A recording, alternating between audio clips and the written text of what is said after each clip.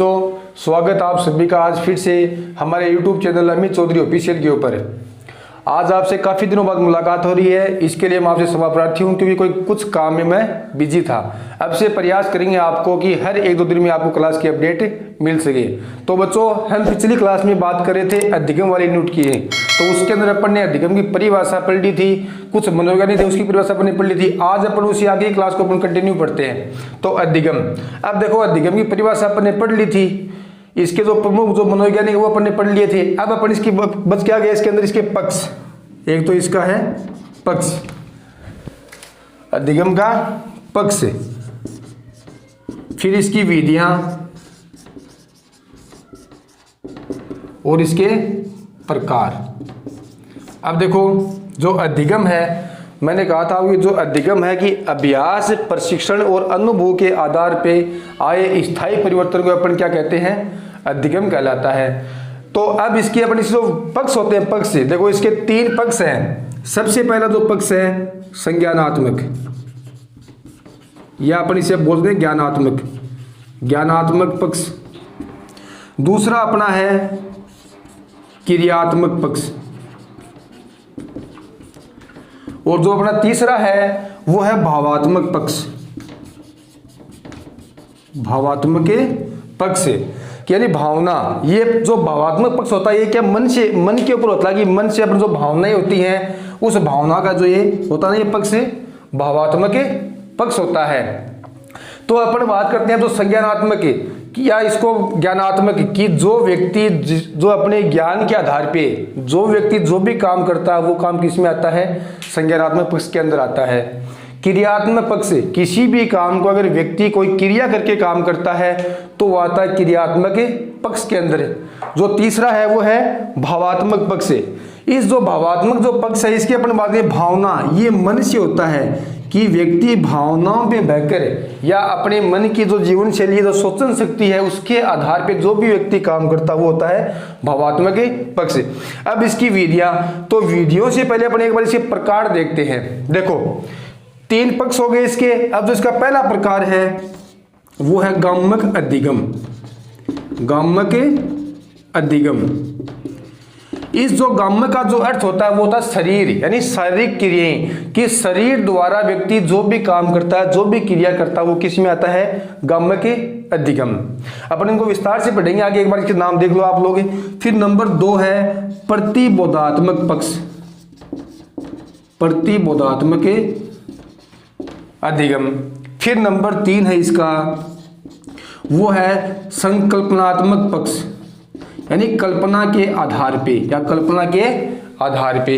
अब जो इसकी विधियां होती है, देखो जो भी व्यक्ति जो भी काम करता है अपन जो विधियां अपन मानते हैं, जैसे मान लो कोई अपन काम करते हैं अनुकरण विधि की, अनुकरण विधि, सूझ की विधि, प्रयत्न की विधि, प्रयास की विधि, यानी जो भी अपन जो भी काम करते हैं तो क्या तो उसका अपन करते हैं अनुकरण, नकल करना।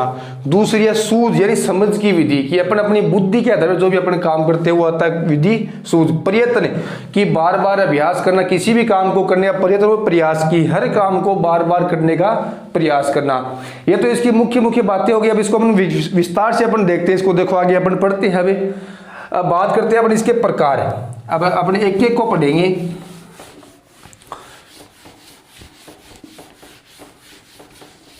इसके अंदर अपन देखते हैं, देखो सबसे जो पहला प्रकार है इसका है गामक अधिगम।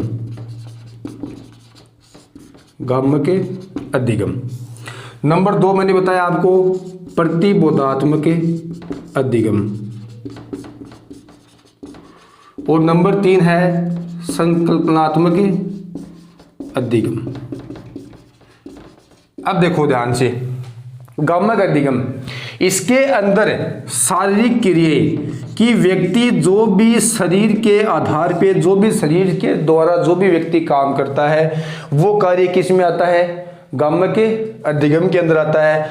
अपन इसकी बात करें गामक अधिगम के अंदर है कि जैसे मान लो जो विधि, जिस विधि का अपन काम करते हैं उसमें जो विधि आती है इसमें आती है, ये जो अवस्था होती है वो होती है शैशव अवस्था, यानी बाल्य शैशव अवस्था के अंदर जो बच्चे होते हैं वो बच्चे शरीर से एक्टिविटी करते हैं। जैसे मान लो कोई बच्चा है, किसी बच्चे को अपन कोई वस्तु दिखाते हैं या वस्तु देते हैं हाथ के अंदर, तो वह बच्चा उस वस्तु को या तो अपने मुंह में लेगा या उसको पकड़ने का प्रयास करेगा, क्योंकि इस समय वह एक्टिविटी किससे कर रहा है, शरीर से कर रहा है। अब जैसे मैं इस पेन का यूज कर रहा हूँ, तो ये पेन का यूज मैं अगर हाथ से पकड़ रहा हूँ तो ये मार्कर भी क्या है, शरीर की एक्टिविटी तो है।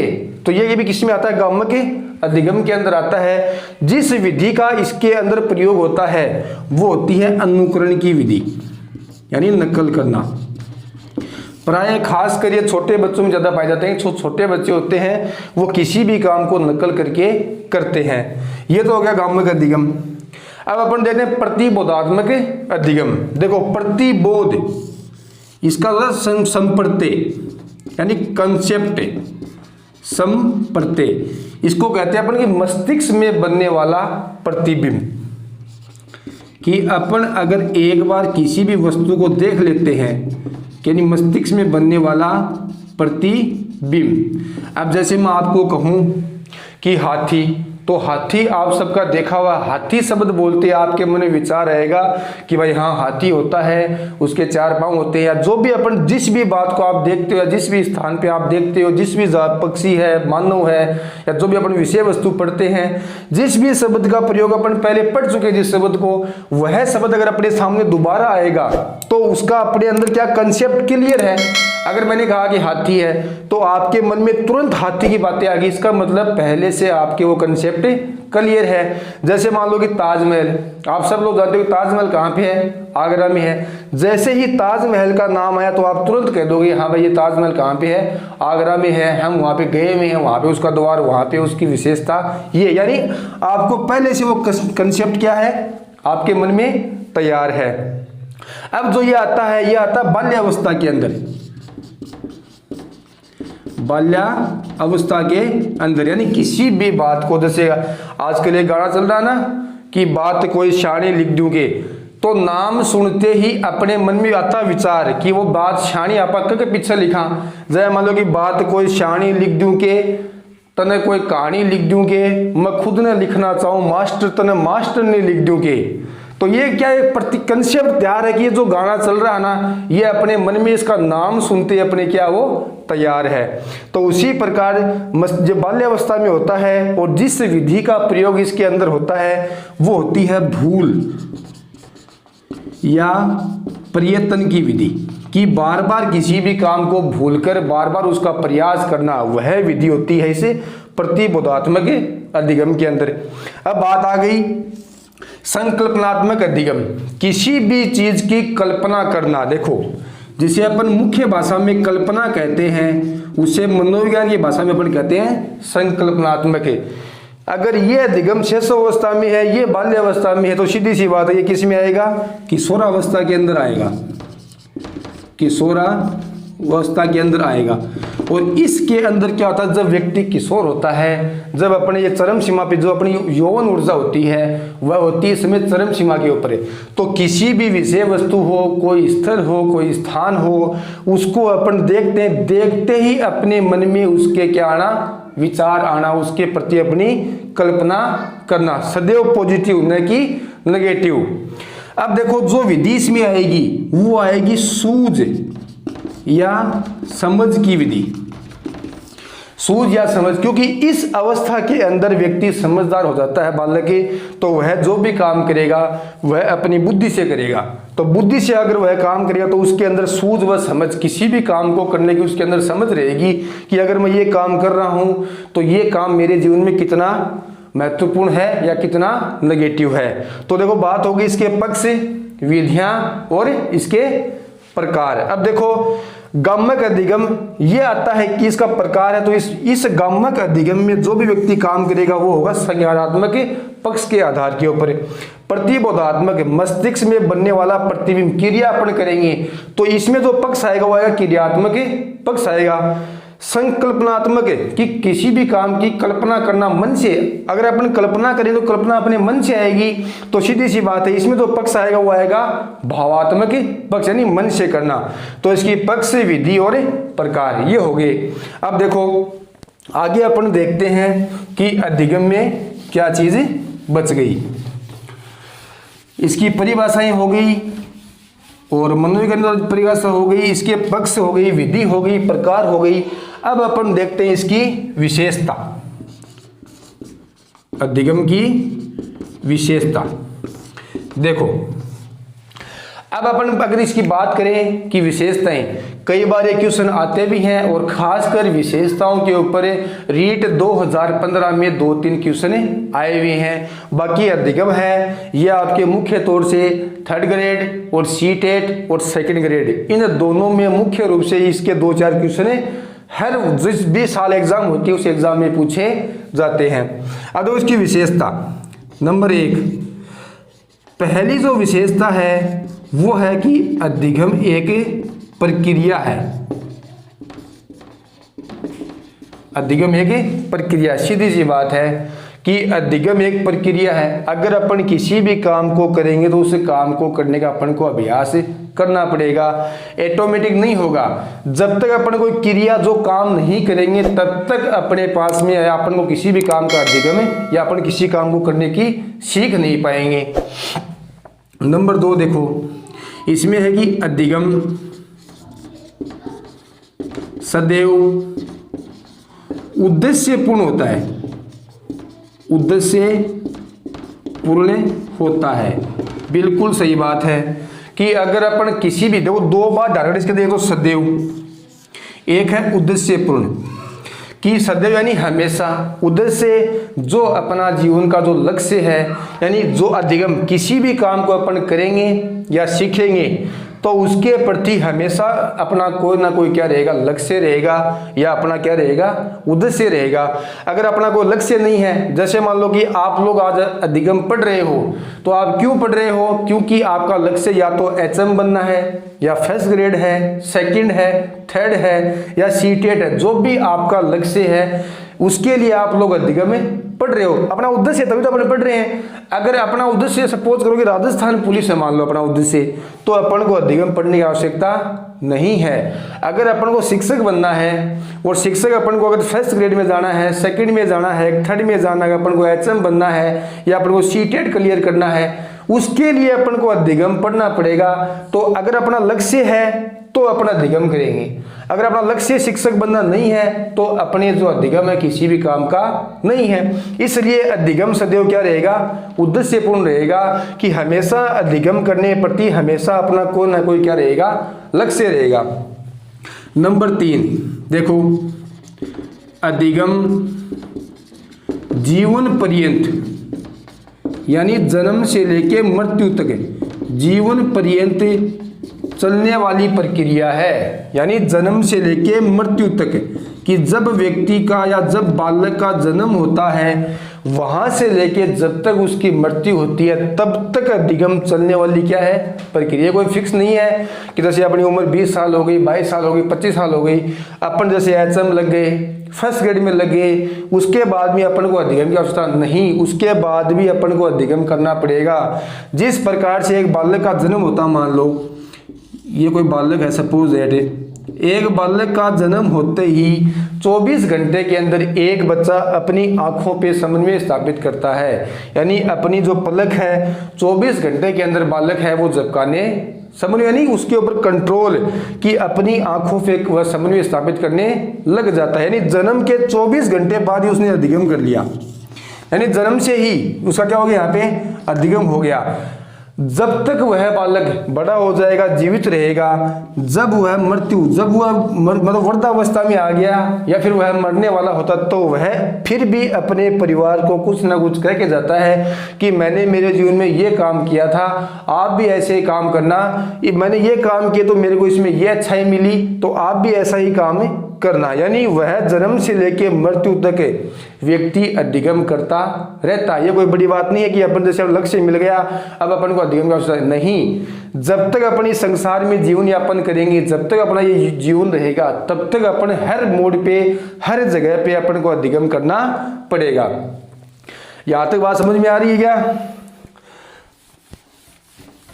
काफी दिनों बाद आपसे मुलाकात हुई है, अब प्रयास करेंगे और इसके साथ ही आपको एक दो दिन में है ना एक क्लास आपको इस साइकोलॉजी के अलावा भी आपको मिलेगी। जीके की क्लास अभी अपने जल्दी शुरू करने जा रहे हैं तो आपको डबल मिल जाएंगी।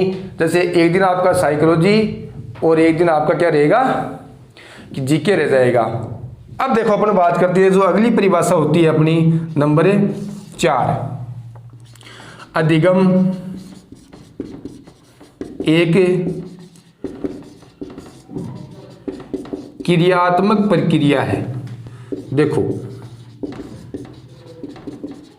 नंबर 4 विशेषता बात करते हैं कि अधिगम एक क्रियात्मक प्रक्रिया है। सीधी सी बात है कि अधिगम करना है तो अपन को क्रिया करनी पड़ेगी।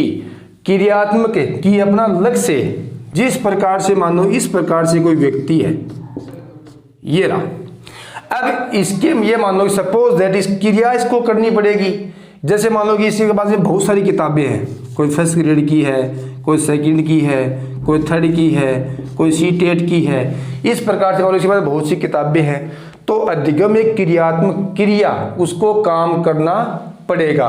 जैसे मानो ये किताबें हैं तो ये स्वतः ही इसको नहीं, इसको इन किताबों को इनका अध्ययन इस व्यक्ति को करना पड़ेगा। इसलिए अधिगम क्या है कि क्रियात्मक प्रक्रिया। हाँ ये जरूर है कि अगर अधिगम व्यक्ति कोई क्रिया करेगा तो उसके प्रति एक तो उसका लक्ष्य, एक उसकी आवश्यकता और एक योग्यता। एक उसकी क्या है आवश्यकता और एक क्या उसकी योग्यता। कि अगर लक्ष्य अपना लक्ष्य मान लो कि क्या है HM बनना है, ठीक है HM बनेंगे तो अपन को ये किताब पढ़नी पड़ेगी, ये अपना लक्ष्य हो गया। आवश्यकता अपन को आवश्यकता किसकी है HM बनने की आवश्यकता है क्योंकि अपन को अपना इस संसार में जीवन आराम से यापन करना है। यानी अपन को नौकरी क्या है आवश्यकता है, पैसों की अपन को क्या है आवश्यकता है।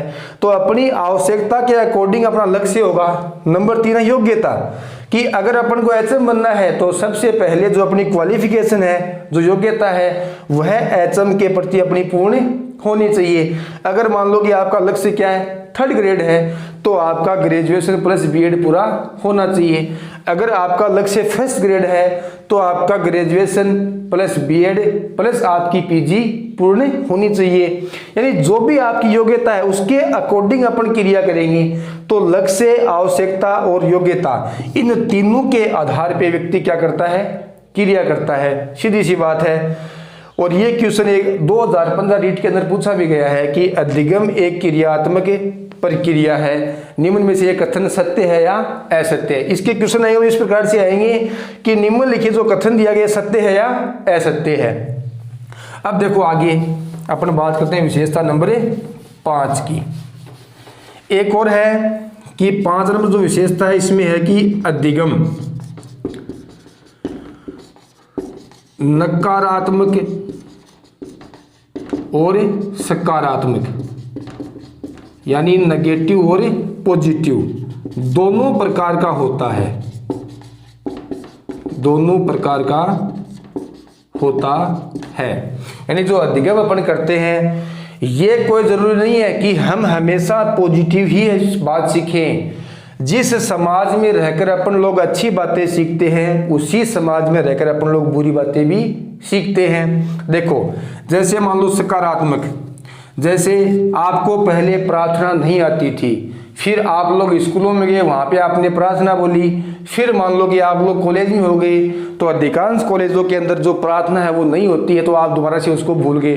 फिर सपोज करो कि आपने B.Ed की तो B.Ed में आते ही दोबारा से आपसे स्कूल वाली एक्टिविटी करवाएगी तो आपने वहाँ पे आके दोबारा से क्या सीखी प्रार्थना सीख ली। यानी आपने यहाँ पे अच्छी बातें सीखी है, पॉजिटिव थिंकिंग आपके मन में आया है। तथा नकारात्मक यानी आपने गालियाँ भी सीखी हैं, आपने बुरी आदतें भी सीखी हैं। तो ये कोई जरूरी नहीं कि अपन हमेशा अच्छी ही बातें सीखें। अब कोई व्यक्ति ये नहीं कह सकता कि मैं जंगल में गया था और वहाँ पे जाके मैंने क्या किया प्रार्थना सीखी, नहीं। या कोई व्यक्ति ये भी नहीं कह सकता कि मैं पहाड़ों पे गया था और पहाड़ों पे जाके मैंने वहाँ पे गालियाँ सीखी, ये भी गलत बात है। जो भी नेगेटिव और पॉजिटिव जो भी काम व्यक्ति या जो भी चीज़ें सीखता है उसका हमेशा समाज कहाँ पे रहकर? समाज, यानी समाज के सापेक्ष। तभी अपन लोग कहते हैं कि व्यक्ति अच्छी या बुरी जो भी काम करता है, जो भी उसकी आदतें होती है, वह हमेशा वह व्यक्ति समाज के सापेक्ष रहकर ही करता है। यानी कि इस सबसे मेन मुद्दा क्या है? समाज। जिस समाज में, जिस स्थान पे अगर व्यक्ति रहते हैं, उसी समाज में वह अच्छी बातें भी सीखता है और बुरी बातें भी सीखता है। तो अधिगम वह दोनों प्रकार का होता है, सकारात्मक और नकारात्मक। अब अपन आगे बात करते हैं अगली विशेषता की। एक बात और है, देखो इसके अंदर कहते हैं कि देखो अधिगम सदैव नवीन नहीं होता है। देखो यानी नया, नवीन यानी नया। ये कोई जरूरी नहीं है कि आप हर बार ही नई नई बातें सीखिए या नई नई बातों का आप अधिगम करो। जैसे मान लो कि आप आज अधिगम पढ़ रहे हो, इससे पहले जो बच्चे इस चैनल को देख रहे हैं, जो बच्चे मेरे से अध्ययन करते हैं, जिस कॉलेज में बच्चे आते हैं, बीएड वाले बच्चे हैं, आपको मैंने आपकी क्लास में भी अधिगम पढ़ाया है, तो वहाँ पे आपने फर्स्ट बार पढ़ा तो वो नवीन था, लेकिन आज आप फिर से अधिगम को पढ़ रहे हैं तो अधिगम तो हो ही रहा है। अरे आप बात को सीख तो रहे हो लेकिन वो नया नहीं है। तो ये कोई जरूरी नहीं कि अधिगम हमेशा नया ही हो। या जैसे मान लो कि कोई किताबें हैं, इस प्रकार से जो भी आपका सिलेबस है, जो आपकी वैकेंसी है, अगर वो वैकेंसी समय पे आ रही हैं, ठीक है, आपने अधिगम कर लिया है और अधिगम हो जाने के बाद में उसकी एग्जाम समीप आ गई, दोबारा से आप इन किताबों को पढ़ते हो, तो आप दोबारा पढ़ रहे हो तो अधिगम तो आपको हो ही रहा है, लेकिन वो नया नहीं है। अपन पुराने को क्या करते हैं? दोबारा से रिपीट करते हैं। तो विशेषता इसकी ये भी है कि अधिगम हमेशा नया नहीं होता है। कई बार क्या होता है, पीछे की बातों को दोबारा से अपन को याद करना पड़ता है। फिर नंबर 1 परिभाषा और है कि अधिगम से ही व्यक्ति का सर्वांगीण विकास होता है। यानी किसी भी काम को अपन करना सीखते हैं, उस काम को अपन जिंदगी में अगर अधिगम नहीं कर पाते हैं तो अपना सर्वांगीण विकास नहीं हो पाता है। हमेशा अपने जीवन में अपन कुछ ना कुछ सीखते जाते हैं और जब तक जिंदा रहेंगे, जब तक अपना जीवन है, तब तक अपन सीखते रहेंगे। तो अधिगम से अपना क्या सर्वांगीण विकास होता है। एक और है कि अधिगम व्यवहार में परिवर्तन की प्रक्रिया है। ये बात मैंने आपको पहले कही थी परिभाषा के अंदर कि व्यवहार में परिवर्तन होगा तो अधिगम है। किस प्रकार से? अभ्यास, प्रशिक्षण और अनुभव, इनके आधार पे अगर अपने व्यवहार में परिवर्तन हो रहा है, वो भी स्थायी हो रहा है, तो अपन ने क्या कर लिया? अधिगम हो गया। तो ये हो गया अधिगम की विशेषताएं। आज अपन ने पढ़ लिया अधिगम के पक्ष, विधियां, प्रकार और विशेषताएं। अपन अगली क्लास में अपन पढ़ेंगे अधिगम के वक्र पढ़ेंगे। बहुत ही अच्छा टॉपिक है जो अधिगम वक्र है, वो अपन नेक्स्ट क्लास में पढ़ते हैं। मिलते हैं आपसे जल्दी ही, तब तक के लिए जय हिंद, जय भारत।